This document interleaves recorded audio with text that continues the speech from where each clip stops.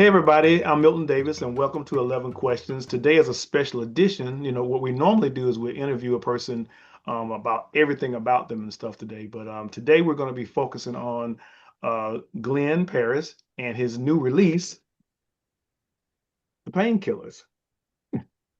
So welcome, Glenn. Well, thank you very much, Milton. Thank you for having me. Yeah, I'm really excited about this book. I'm happy that about the fact that you decided to partner with us and allow us to share the joy in this book and let it Well, I out. really look forward to publishing with you, Milton. I've published a number of short stories with you, but it's nice to get into some long fiction with you. Yeah, it's great, man. I mean, when you telling me about the book, and I was like, "Hey, this sounds like something that we really want to be a part of," and I can say that since we released the book a few weeks ago, there's been a good response to it as well, and I'm sure it's going to continue based on what I know about the book and what and the fact that you wrote it. Well, So let thanks a me. lot. I'm gonna. For those of you who don't remember, we had Glenn here a few months ago. We interviewed him, and for those of you, like I said, who didn't remember, I'm gonna read his bio again so we can reacquaint you with him.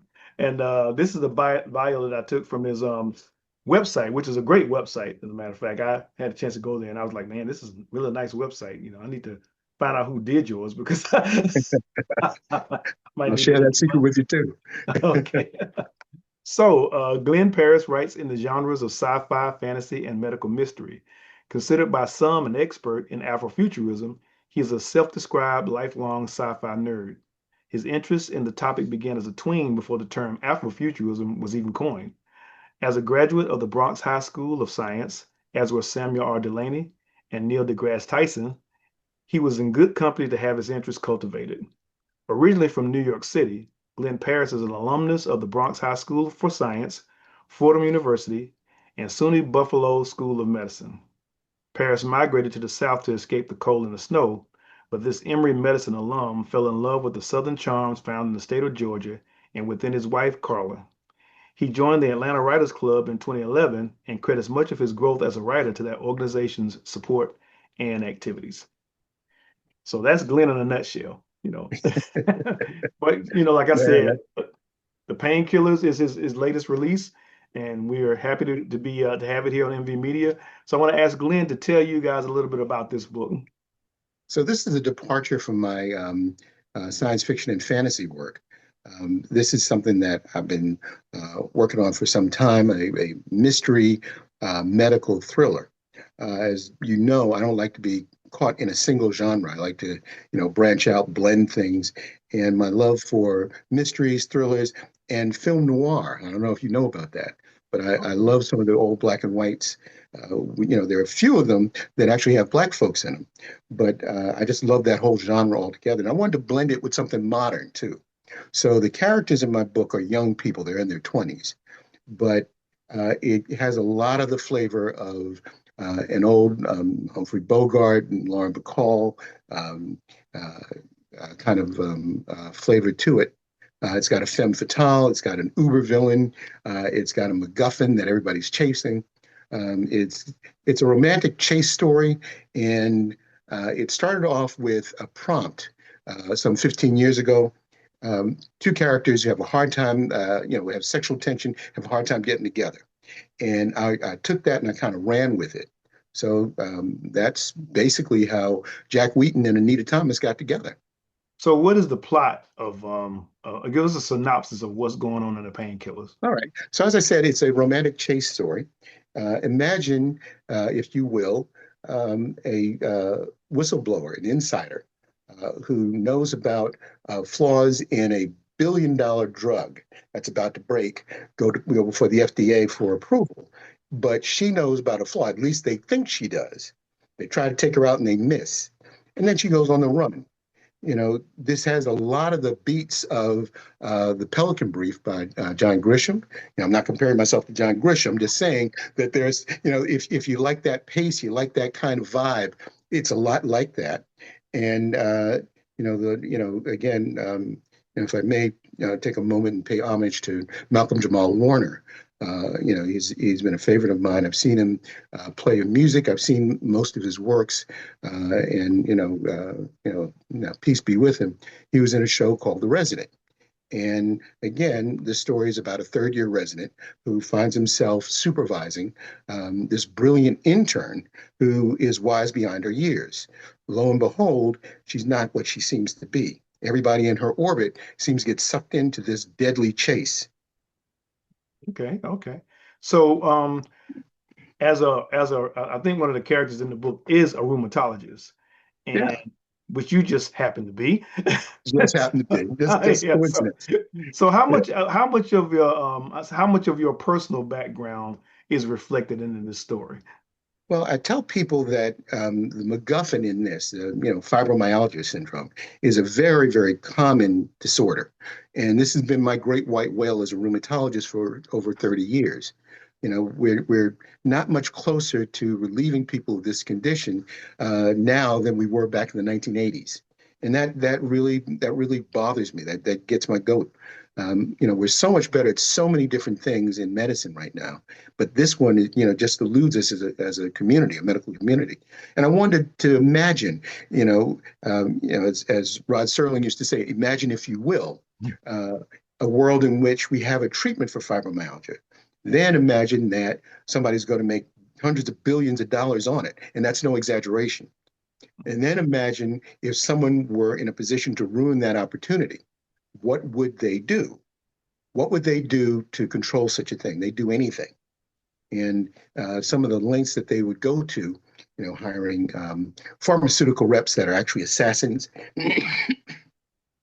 um, chasing someone down with mercenaries, uh, um, trying to hide the main character with a change of identity, sort of witness protection, but unofficial.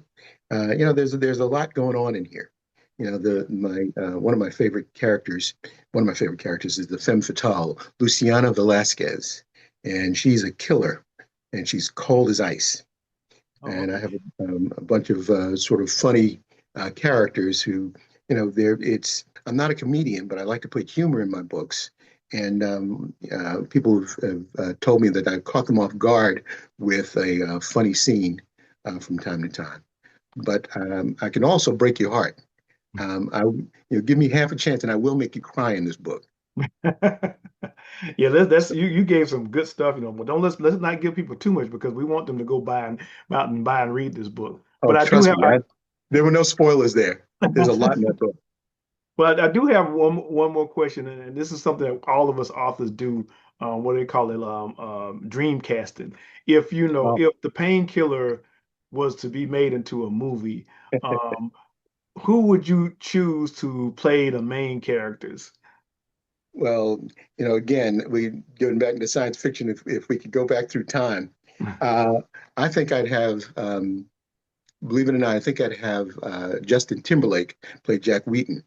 I think I'd have Asia Naomi King play Anita Thomas.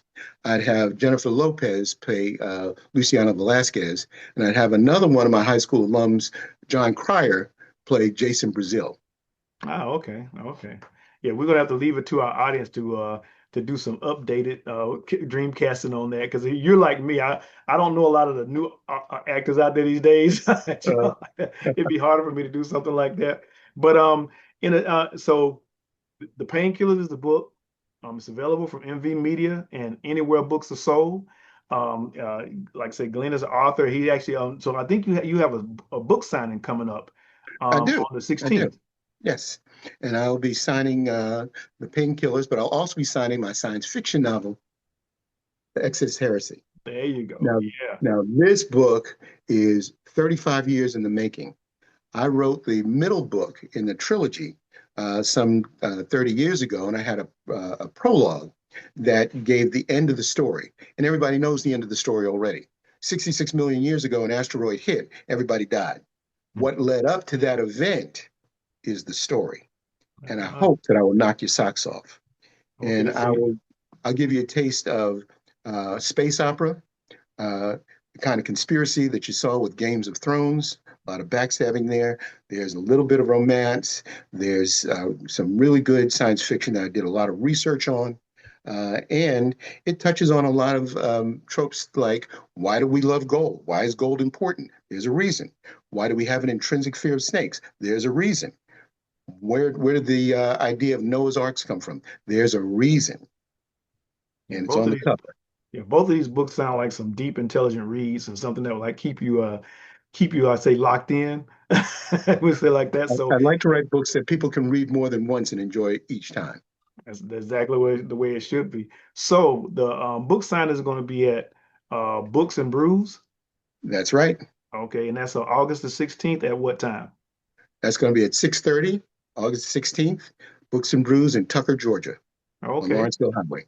Okay, great. So y'all, everybody watching the video, make sure you show up for that book signing. And what will really be cool there will be books available for you to buy. But if you don't, what will really be cool is if you get the book before the end and you come there and bring them so Glenn can sign them. There you go. There you Yeah. go. Well, listen, So, we're going to be at Dragon Con as well. We got two tables in the vendors market. There are going to be a lot of Afrofuturist writers there. Unfortunately, Milton, you're going to be there in absentia, but you'll yes. be there in spirit, and we'll be representing for you. We'll have your books on sale, and we'll be ready to talk about them. I But appreciate. we'll be telling you what kinds of books are in the pipeline. The um, the third book in the series, Dragon's Air, will be available with a brand new cover and new edition. Um, and very shortly after that, the sequel to the Painkillers will also be coming up Okay. in the very near future. So you've been very busy. A Oh lot to yeah, look forward to. yeah. And if I could give a quick plug for your Terminus 3 anthology, I got a story in that one. I've always wanted to write a baseball horror story, and I think it's coming out just in time, just before the World Series, if I'm not mistaken. I think Yeah, that's where you got time, right? yeah, it's a great story, and it's like a excellent contribution to the collection of the Terminus 3. And matter of fact, we're going to be doing a Terminus 3 release on the same day that you're doing your Oh, signing at perfect. Books and Brews. So people Oh, can come down there and check out Terminus 3 and then come to Books and Brews and check you out. So it'll be a day full of books and for y'all readers out there, you can't miss August 16th is going to be the date. But big day. thank you, Glenn, for spending a little time with us and talking about the painkillers. I'm gonna pull it up one more time. Again, it's available from MVmedia and anywhere books are sold. So you can find it, I mean, anywhere, Amazon, Barnes and Nobles, Kobo, Kindle, Apple And Books, anywhere.